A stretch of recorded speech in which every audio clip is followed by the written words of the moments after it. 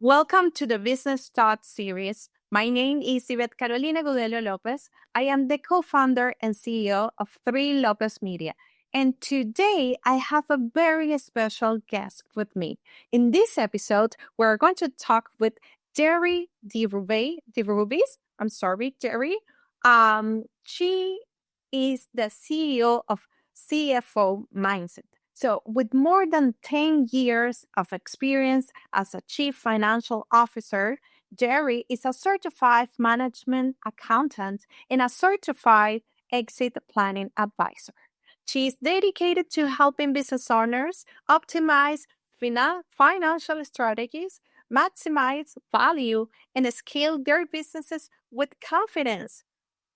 I want that for my company as well. So, Jerry, welcome. And actually, I would like you to share more about your background and expertise talk working with contractors because today we're going to talk about a very special topic for contractors.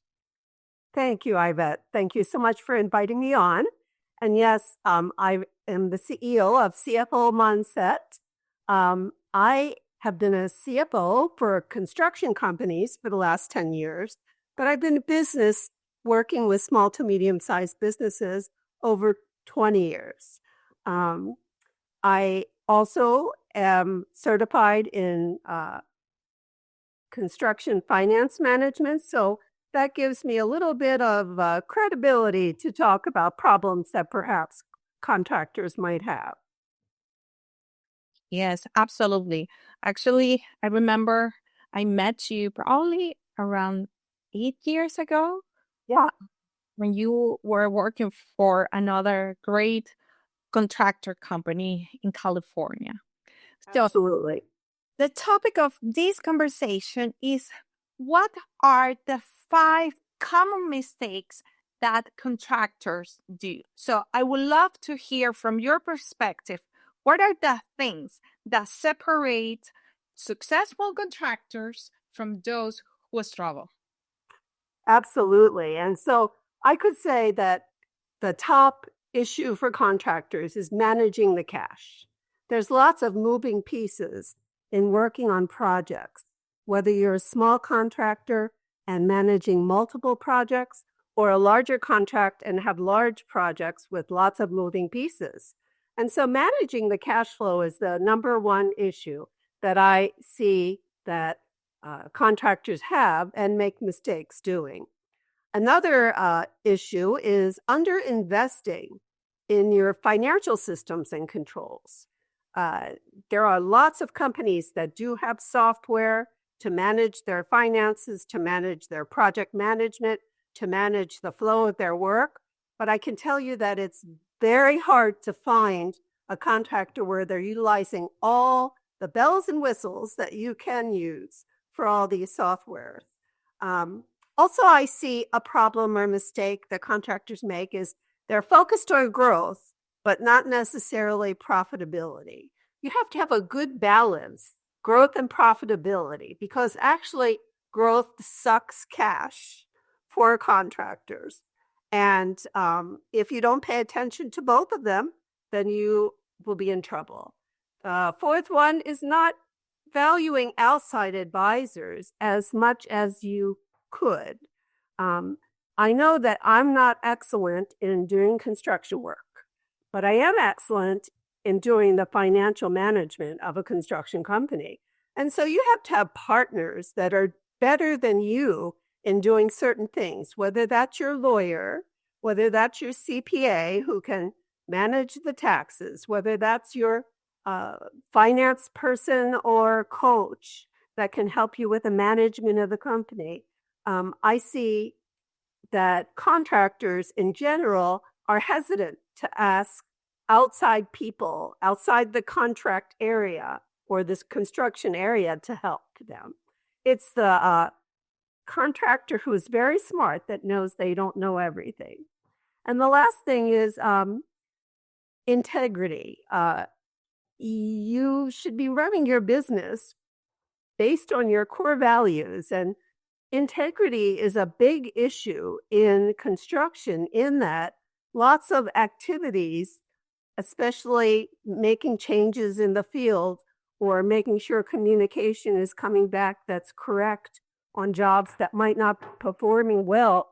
If you don't have integrity and your customer doesn't have integrity and your employee doesn't have integrity, you're probably going to have a problem and fail in your business. One last little one is not planning for exits. And everybody's going to exit. Whether they exit in the way they want to, profitably selling their business or turning it over to their children or a management team, you don't know, but you have to be ready for the unexpected.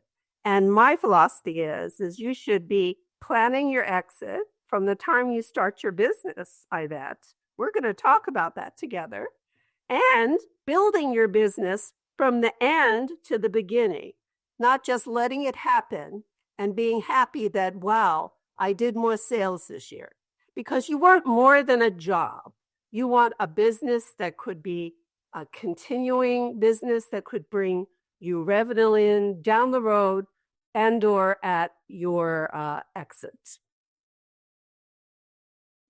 Thank you so much. This is great. So now I would like us to take the time to go over those great pieces of advice one by one. So let's start with the cash flow. Okay, cash flow management. Well, a lot of people think managing their cash is looking at the bank balance. And indeed, I look at my bank balance, but I'm not doing millions of dollars a year or even hundreds and hundreds and hundreds of thousands. I only have one person touching my finances.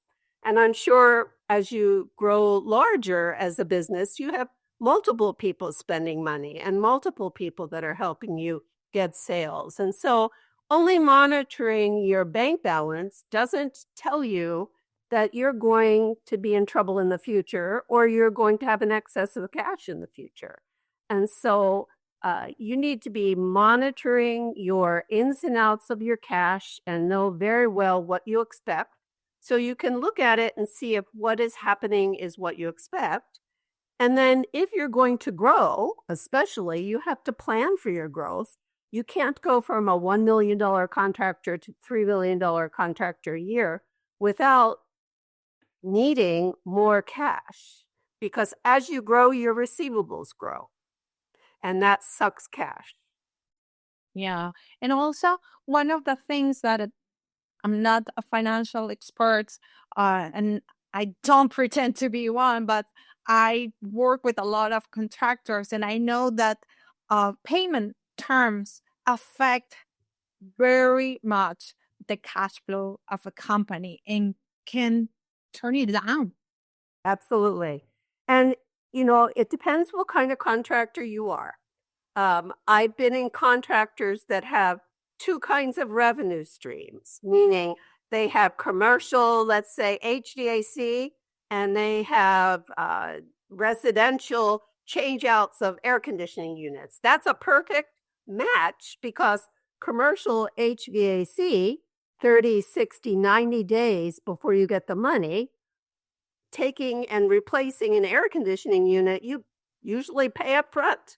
And so the company that has two different kinds of revenue streams that have two different kinds of cash flow streams is a very, very lucky company. Subcontractors in commercial construction don't have that luxury so much, especially as you get bigger. The bigger you get, the more cash it's going to require, and the less likely it is that someone will be thinking you're just a little vendor and I'll try to help them. And so you really have to be a business person who is planning for the cash, planning for the growth, and being able to manage it, whether that is managing the profit that you get or being able to have access to capital in a pinch, or just making sure you don't borrow from the profit of one job to do the work of another job. That is something that I heard somewhere. Not to say that I experienced that same thing at some point. Absolutely. Very common. It's very common. Very common. Yeah, and not only for contractors, for any service. Any service company. Absolutely. Yeah, great. So I think this is the perfect bridge to go to the second point that you talk about, that was underinvesting in the right systems. Right. And things are moving very fast in technology. Actually, I was just asked to be a speaker at a technology conference.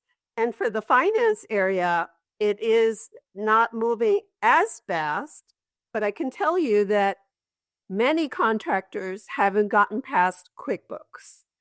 And even if they have, and they're using a system that is specific for construction or specific for the HVAC or specific for service companies, they don't really understand how it works or connects with the financials.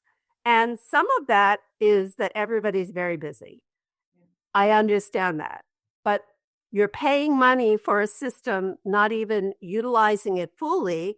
And that could be resulting in you having more people in your business than you really need, or you're not getting the information that you need to get back, because keeping track of your finances is not just for the IRS. It's not just for the CPA. Keeping track of your finances is for you, the business owner, to make sure that what profit you think you're going to make, you are making. And if you aren't, why?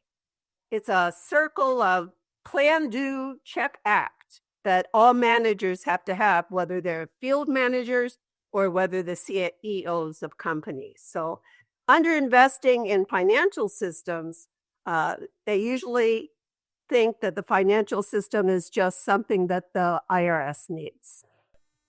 QuickBooks. Great. So now let's talk about another one that I experienced, and I know that many entrepreneurs, many business owners, no matter the industry, at some point we have dealt with this one: growth versus profitability.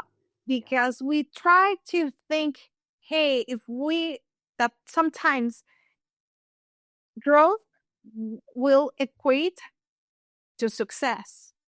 And it's not necessarily. Yeah, it's not necessarily true, because with growth comes increased complexity in whatever business that you're in, because you have more jobs, you have more clients, you have more production you have to produce, whether it's Three Lopez or whether it's a contractor building a building.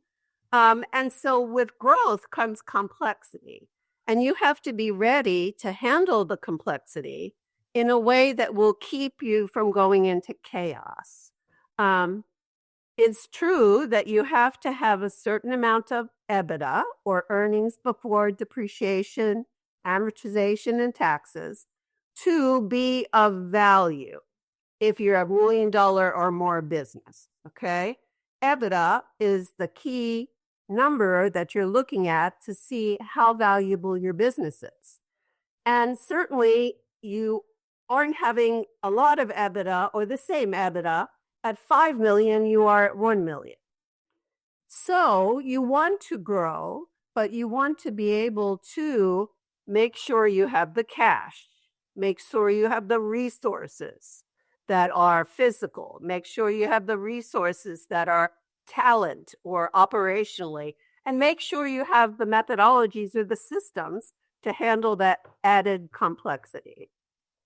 That is great. Actually, I was about to ask you, what are some red flags that a contractor or a business owner or a company is growing too fast without the right financial foundation?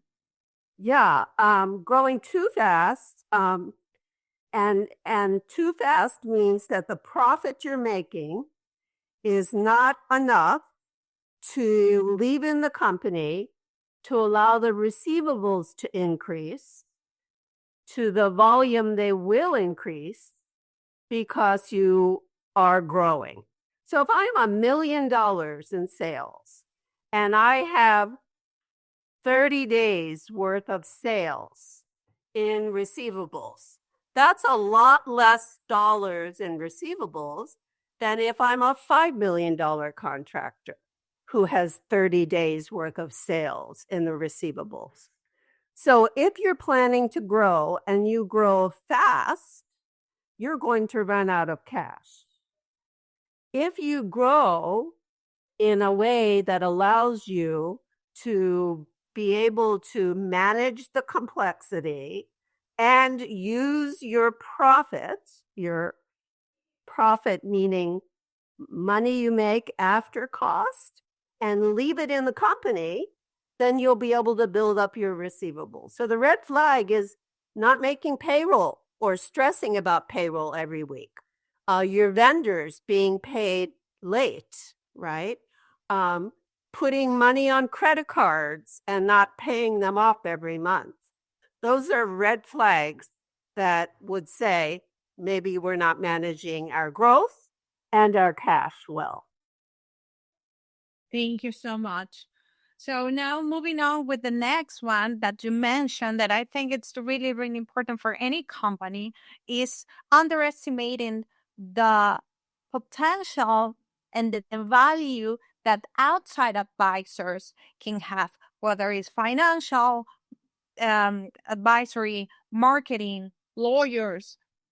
Can you? Absolutely. Not everybody can be good at everything. And I think it was Steve Jobs that said, hire people who are smarter than you are. Somebody said that.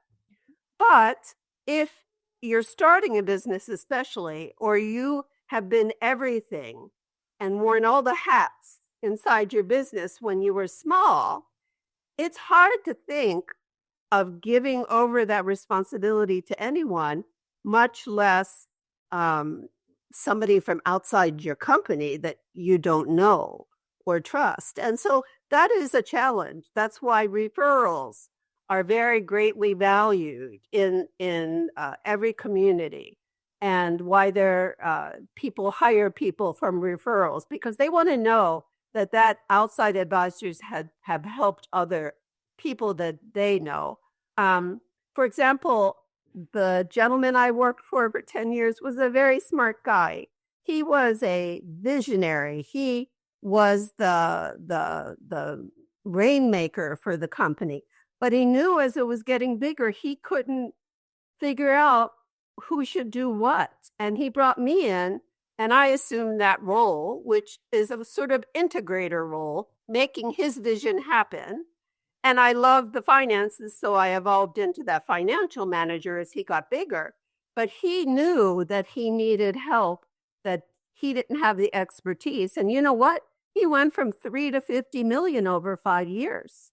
And we made a lot of money, a lot of money. Now, the opposite can happen. Anything can happen. And you could go into a downturn because, construction is up and down. No matter what you do, construction is going to be up and down. But even with an economic downturn, the people who are smart and have put good systems in place, taken good advice from their marketing people, their sales people for their processes, their business coach, their CPA, they're the ones who are going to survive if there's a downturn or an unexpected issue that comes up. Yeah, and for me, that also has to do with the culture that you have for your company. Because at the end of the day, we as a leader, we are cascading those values to the rest of the team in the way we work, in the way we navigate challenges, in the way we do everything in our company. So let's talk about a little bit of integrity in the role that it plays in building a strong company culture in the construction industry. Yeah, and I have an example of a company that has great integrity, but in times of very high volume, you don't tend to take as much time as you need to hire the people that have the same values. And maybe you're not hiring for values. Maybe you're only hiring for skill. And I really think you should hire for values, and you can always get them trained in the skills. So if your value is integrity and honesty, and you haven't hired for that value, you can get in trouble. We just had, in one of the companies I work with, a project manager leave. And the project manager, he is responsible for making sure the change orders are approved and that they will get billed at a future time.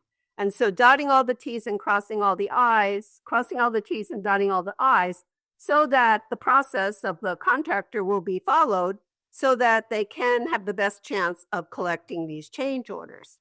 And the feedback the team was getting was, yes, these are good change orders. There's no question.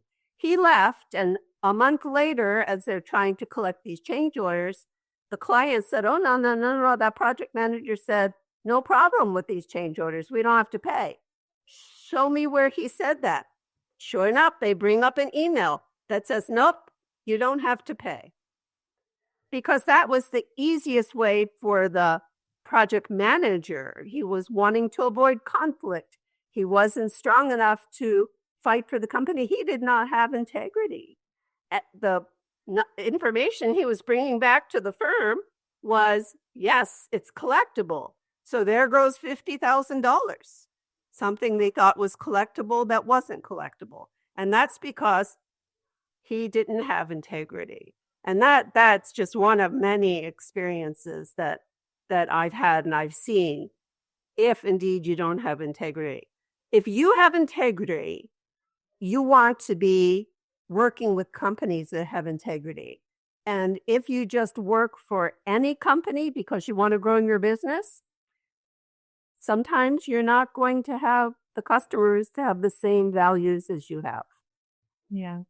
I always say that magic happens when you work with people. When I say people, it's people because it's not the name of the company. We are humans. So magic happens when you work with people that share the same values Absolutely. that you have. Absolutely. That is a perfect synergy for the sake of the projects and the relationship. Absolutely. Yeah. So moving forward with the other important thing that you mentioned, it was a bonus track. But you said that is not having an exit plan, no thinking. No, how is the habit on the book? There is a book, the Stephen Covey book. One of the habits is starting with the end in mind.